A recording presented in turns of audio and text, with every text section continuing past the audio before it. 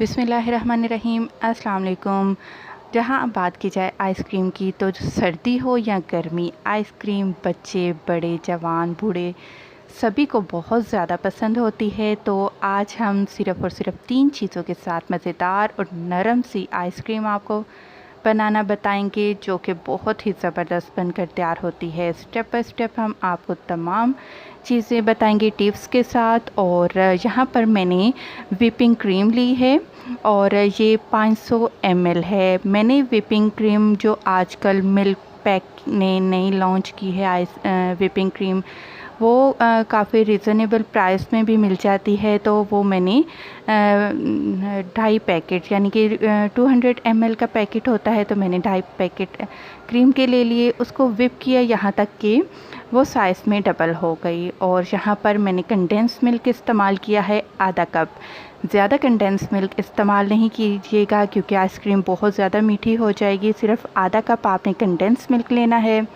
दोबारा बीटर की मदद से हम इनको मिक्स कर लेंगे, और बीटर नहीं है तो आप विस्क की हेल्प से भी क्रीम को व्हिप कर सकते हैं।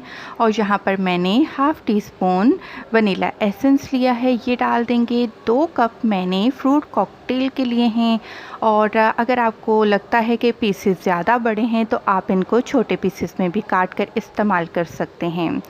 और अब हम इन तमाम चीज़ों को स्पैचुला की हेल्प से अच्छी तरह से मिक्स कर लेंगे। क्रीम को व्हिप करने से पहले इस बात का ख्याल रखिएगा कि क्रीम को आपने रेफ्रिजरेटर में 3 से 4 घंटे के लिए अच्छी तरह से ठंडा कर लेना है, और फिर आप इसको व्हिप करिएगा। सारी की सारी चीज़ें हमारी बहुत अच्छी तरह से मिक्स हो चुकी हैं। एक कंटेनर लेंगे और इस कंटेनर में हम अपनी क्रीम फ्रूट कॉकटेल डाल देंगे, और इसके बाद हम इसको ऊपर से इक्वल करेंगे। आप इस तरीके से चारों तरफ कंटेनर में सेपरेट कर लीजिएगा।